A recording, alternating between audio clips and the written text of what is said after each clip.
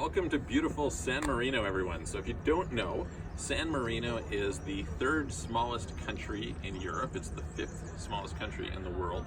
It is an enclave within Italy. So an enclave means it's entirely surrounded by another country. There's only two other enclaves in the world, I believe.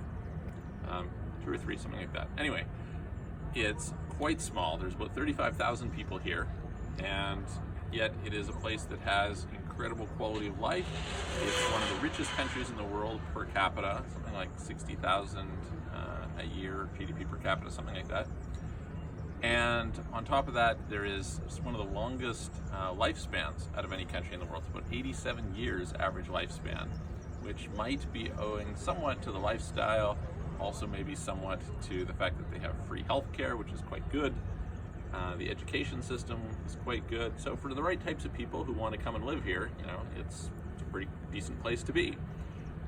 You get a lot of the advantages of Italy, I would say, without a bunch of the disadvantages of Italy. So if you know anything about Italy, you will know that it is bureaucratic and slow and has a certain Italian way of being.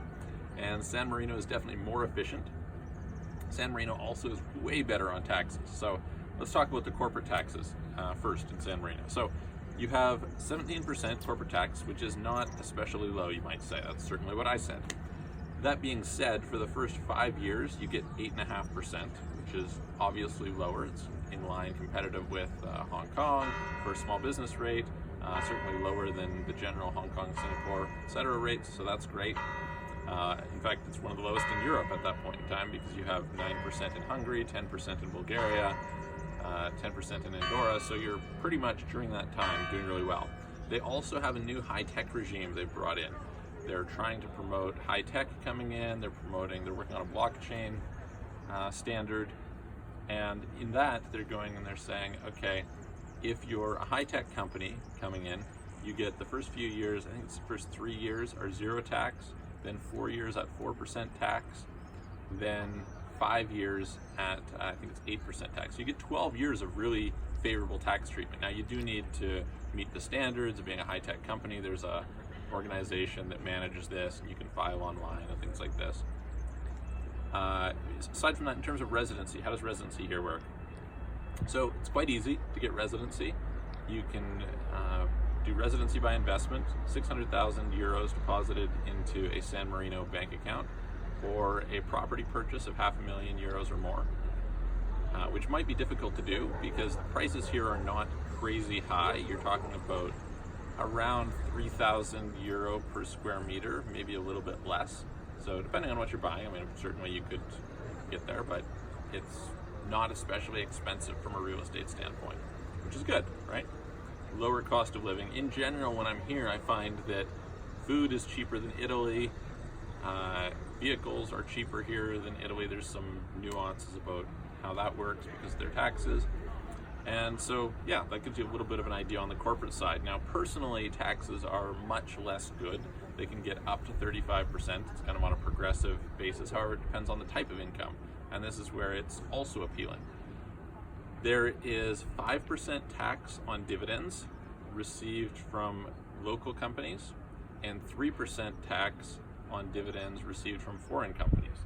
So very, very competitive at that point in time, like pretty much the best in Europe, barring a few little exceptions. So very, very competitive in that regard. It's a great place to kind of have access, I would say, to the Italian market without the nuances and cumbersomeness that is Italy.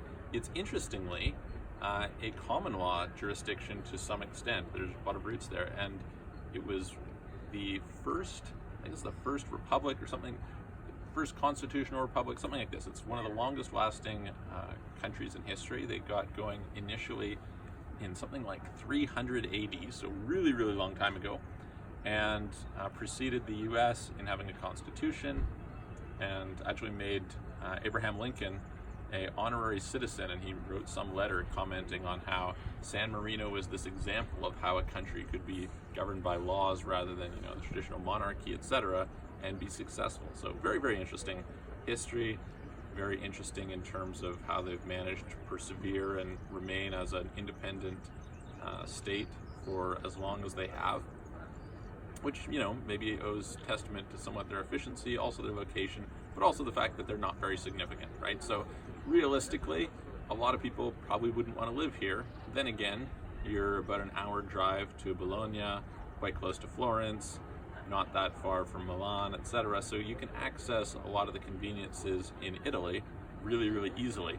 And there's an interesting dynamic because since it's an enclave, there's actually no airport in San Marino.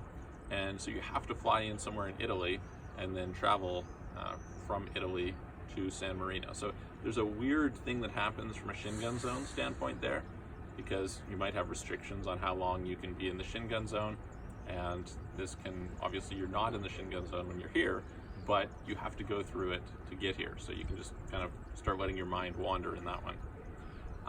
Very, very interesting. And another big thing that people use this for is there's no VAT in San Marino. Now, there is an import duty of 17%. The 17% works like this. It's on the costs, not on the sale price. So whatever it is, let's say you imported an item worth $100, you would get taxed import duty of $17, so now it's $117. Compare this to VAT, where maybe you have the product, it's $100, but then you're selling for $500. Now there's maybe 20% VAT, so that's another $100. Now it's $600 extra. So there's also a full refund on that import duty if you export to a company. So anyway, they do all kinds of fancy little things with VAT here. They have done it traditionally. Banking here, it's gone from 12 banks to 4 banks locally. They're all domestic banks now. There used to be foreign banks, not anymore. And that again is interesting, right? Because you just think about this, you're in a country of 35,000 people approximately. How hard is it to know politicians? How hard is it to know bankers? Everyone it's a very tight, well-known community where you can talk to somebody very significant in the country really quickly and get decisions made fairly quickly. So advantages certainly for the right type of person, the right type of business. It's also got a good network of double tax treaties. It has pretty good trust law, which is interesting. In terms of opening bank accounts, I'm told that it's fairly easy. Now, I haven't gone and done this personally. We have some clients who have, and also some other people that we work with who have.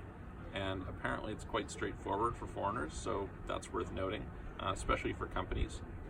The companies are fairly expensive to open, although, and take a bit of time, but not ridiculous. So I would compare it to some place like Gibraltar in that respect. And, so you can consider it as maybe an alternative in that when you're looking at, hey, I could do Gibraltar, I could do somewhere else. Well, maybe San Marino might be a place. Obviously, you have Italian law to deal with, so that's more complex. Certainly the filings, etc., are more complex and more expensive to maintain. You're definitely going to end up in a situation where you have some tax, and so, that's going to be a negative compared to Gibraltar, but it's interesting, right? What else can I tell you about it here? Yeah, it's really hard to get their citizenship. It takes 30 years of normal living here to get citizenship, or 15 if you marry a local. So not simple at all. There is a second residency scheme aside from the residency by investment scheme, where you can start a company and employ a couple people and things like this. So that's also, and as part of the high-tech regime that they're doing, they're making it really easy to bring in foreigners as employees and give them residency. So all part of how the country's modernizing, coming up with new ideas. Historically, they weren't really that interested in the foreign market because they were doing pretty well off banking. And since that's gone away, and since bank interest rates are way lower, that's something to consider. This is a country with no national debt. They have a surplus. And so, pretty responsibly managed, pretty fiscally conservative, and it's beautiful. So definitely, if nothing else, come and visit, come and check it out. And if you have questions, send us a message. We will be happy to answer you, and I'll look forward to seeing you on the next video.